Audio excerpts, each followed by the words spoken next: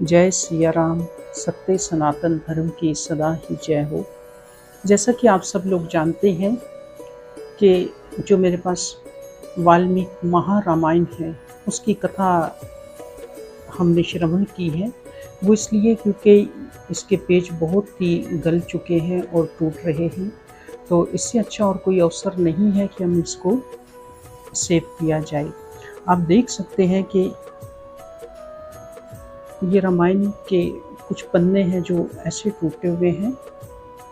तो आज हम रामायण का तीसरा पार्ट करेंगे। सब बोलो सियापति रामचंद्र की जय। तीसरा अध्याय। इतनी कथा सुनने के बाद संत कुमार ने कहा कि हे देवऋषि, आपके मुख से ऐसी उत्तम कथा को सुनकर हमारी तृप्ति नहीं हुई, इसलिए आप और भी उन महीनों के तथा व्रतों की कथा कहिए जिनमें रामायण सुनने का अधिक महात्म हो। इस बात को सुनकर नारद जी ने कहा कि हे ब्रह्मो, आप लोग बड़े भाग्यवान हैं जो श्री रामचंद्र जी की महिमा को सुनने की इच्छा रखते हैं। श्री रामचंद्र जी का महात्म बड़े बड़े ज्ञानियों को भी दुर्लभ है। हे ऋषिवरों, मैं एक बहुत पुराने और अद्भुत इतिहास को कहता हूँ, उसे सुनो। वो इतिहास संपूर्ण पापों और रोगों का नाश करने वाला है। द्वापर युग में चंद्रवंश में उत्पन्न संपूर्ण पृथ्वी मंडल का स्वामी सुमति नाम का एक राजा था। वो राजा बड़ा धर्मात्मा, सत्यवादी और रामचंद्र का भक्त था। वो अहंकार को त्याग कर सबको एक दृष्टि से देखता और रामचंद्र के भक्तों की सेवा व पूजा किया करता था। जिस तरह राजा सर्वगुण संपन्न था, उसी तरह उसकी स्त्री भी सर्वगुण शुभ लक्षणों से युक्त थी। उसका नाम सत्यवती था। वो पतिव्रता, धर्म का पालन करने वाली और भगवान की भक्त थी। वे दोनों स्त्री पुरुष सर्वदा रामायण की कथा सुना करते थे। वे दोनों सदा अन्नदान और जलदान करते थे। उन्होंने अनगिनत तालाब और बावलियां खुदवाई और कुएं बनवाए थे। वे अपने मन में रामचंद्र की भक्ति रखते हुए बड़े प्रेम से रामायण की कथा पढ़ते और सुनते थे। राजा की रानी धर्मचारण करने वाली और राम भक्त थी, इसलिए देवता भी उसकी प्रशंसा करते थे। वे दोनों हरि भक्त तीनों लोकों में प्रसिद्ध थे हो गए। उनकी प्रसिद्धि सुनकर विभांडक मुनि अपने शिष्यों को साथ लेकर उनसे मिलने के लिए एक बार उनके पास आए। विभांडक ऋषि का आगमन सुनकर राजा रानी ने अपने पूर्ववासियों के साथ उनके पास जाकर उनकी प्रेम सहित पूजा की। फिर घर पर लाकर उनका अतिथि सत्कार किया। ऊंचे आसन पर बैठाकर और आप नीचे बैठकर राजा ने कहा कि भगवान, आप जैसे सज्जनों का आगमन बड़े भाग्य से होता है। आपके आगमन से मैं सफल मनोरथ हो गया। ज्ञानियों का कहना है कि जिस पर बड़े लोग कृपा करते हैं, उसके पास यश, धन, संपत्ति सभी कुछ भरा रहता है। जहाँ बड़ों की कृपा रहती है, वहीं कल्याण होता है। हे देव, जो ब्राह्मणों का चरणोदक अपने मस्तक पर चढ़ाता है, वो भगवान अन्यास सब तीर्थों में स्नान करने के फल को प्राप्त होता है। हे देव, मेरे राज्य, धन, स्त्री और पुत्र सबको अपना समझते हुए जो भी आपका प्रिय कार्य हो, मुझे उसे करने की आज्ञा दीजिए। इस विनय भाव को देखकर मुनि ने राजा की पीठ पर हाथ फेरते हुए कहा कि राजन, ऐसा विनय भाव रखना तुम्हारे योग्य ही है, क्योंकि विनय पुरुष कल्याण का अधिकारी होता है राजन। तुम्हें सतमार्ग से चलते देखकर मुझे बड़ी प्रसन्नता है। तुम्हारा कल्याण हो। अब तुम मेरी बात का उत्तर दो।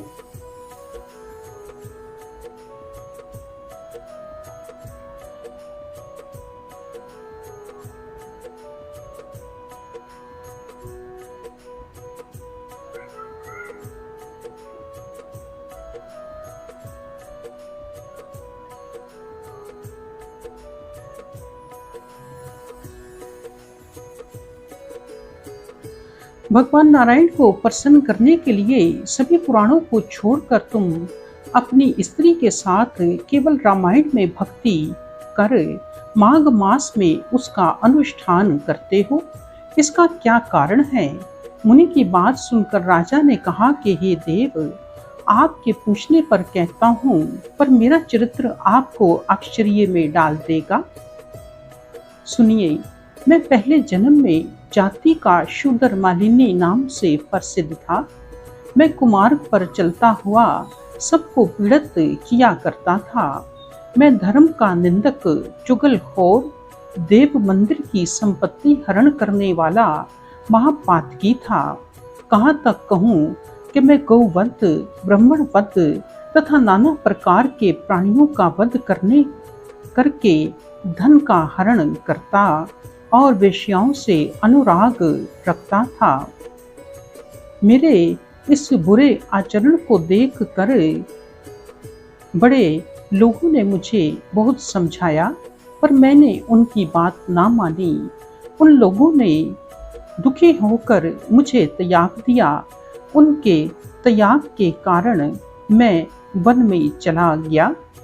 वहाँ मार्ग चलने वाले बुटोहियों को लूटता और मृगों का मांस खाकर बड़े कष्ट से जीवन निर्वाह करता था। वन में भ्रमण करते हुए भूख प्यास से पीड़ित मैं महर्षि वशिष्ठ के आश्रम पर पहुंच गया। आश्रम के पास एक बहुत बड़ा सरोवर था। उसमें हंस और कारंडव आदि पक्षी निवास करते थे। उसके चारों ओर मुनियों के आश्रम थे।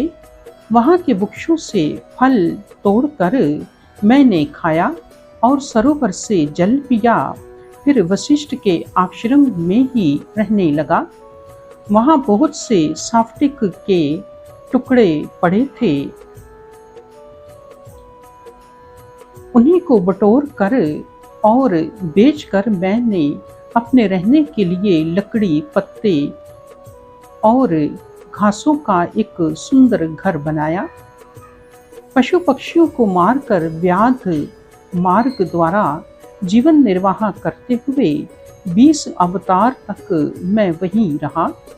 उसी समय ये सावित्री स्त्री विंध्या देश से वहां आई।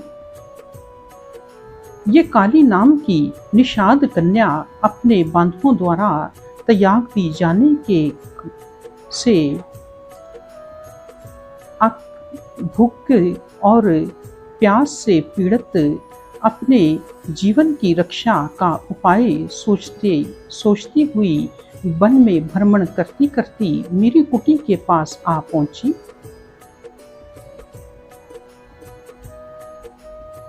बहुत दिनों में भूख प्यास से पीड़ित ये अनाथनी को देखकर मेरे हृदय में दया आ गई। मैंने इसको भोजन के लिए फल मूल और मांस तथा पीने के लिए जल दिया। भोजन करके इसने वहीं पर विश्राम किया।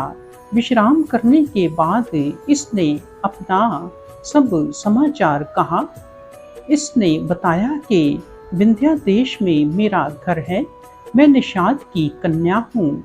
मेरा नाम काली है। मैं दूसरों का धन चुराने और पतिव्रताओं के साथ झगड़ने में बड़ा सुख मानती हूँ। मेरा काम सदा पाप करना है। मैंने क्रोध में आकर अपने पति को मार डाला। इस कर्म से दुखी होकर मेरे कुटुंबियों ने मुझे त्याग दिया। वहां से चलती हुई मैं यहाँ आई हूँ। इसका वृत्तांत सुनकर वशिष्ठ के पवित्र आश्रम के पास ही मैं इसको अपनी स्त्री बनाकर मांस खाता हुआ निवास करने लगा। इतनी कथा कहने के बाद राजा ने विभांडिक मुनि से कहा कि हे देव, एक बार मैं अपनी स्त्री के साथ मांस लाने की इच्छा से वशिष्ठ के आश्रम में गया। वहां मैंने देवताओं और ऋषियों को एकत्र होते माघ मास में भूख प्यास को रोककर व्रत पूर्वक रामायण कहते और सुनते देखा। हम दोनों को उन महात्माओं के दर्शन से कुछ ज्ञान हुआ तो हम लोग भी 9 दिनों तक इस निवाह पाठ सुनते रहे। कथा समाप्त होते ही हम दोनों का शरीर छूट गया। रामायण सुनी थी, इससे नारायण मुझ पर प्रसन्न थे। भगवान नारायण मधुसूदन ने हम दोनों को लेने के लिए अपने दूतों को भेजा। दूतों ने हम दोनों को विमान पर बिठाकर वैकुंठ में पहुंचा दिया। भगवान का दर्शन करते हुए हम दोनों 1000 वर्ष तक वैकुंठ में सुख भोगते रहे। इसके बाद हम दोनों ब्रह्मलोक में जाकर इतने समय तक रहे। उसके बाद शिवलोक में जाकर हजारों युग तक रहकर सुख भोग करते रहे। इसके बाद इस पृथ्वी पर मेरा जन्म यहाँ भी हुआ है और यहाँ भी रामायण की कथा सुनने के प्रसाद से अतुल संपत्ति और सुख का उपभोग कर रहा हूँ। हे महामुने, हमने किसी वस्तु की इच्छा नहीं की है, ये सब आपसे प्राप्त हुई है। हे महर्षि, रामायण की कथा जन्म और मरण का नाश करने वाली है।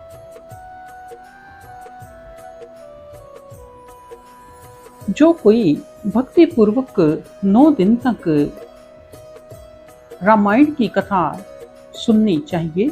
हे देव, रामायण के प्रभाव से सभी कर्म सफल होते हैं। नारद जी ने कहा कि हे ऋषिवरो, वे भांडक ऋषि राजा द्वारा रामायण की महिमा और कथा को सुनकर उसे आशीर्वाद देते हुए अपने आश्रम को लौट गए। हे ब्रह्म ऋषियों, रामचंद्र जी की कथा पवित्र कथा कामधेनु के समान फल देने वाली है। इसे अवश्य सुनना चाहिए। माघ मास में शुक्ल पक्ष में तो 9 दिनों तक रामायण को भक्ति पूर्वक अवश्य सुने। जो कोई इस कथा को पढ़ते या सुनते हैं, उनके सब मनोरथ पूर्ण होते और हरि भक्ति प्राप्त होती है। वाल्मीकि रामायण का 3रा अध्याय समाप्त हुआ। सब बोलो सियापति रामचंद्र की जय। सब बोलो लक्ष्मी नारायण की जय। सब बोलो सत्य सनातन धर्म की जय।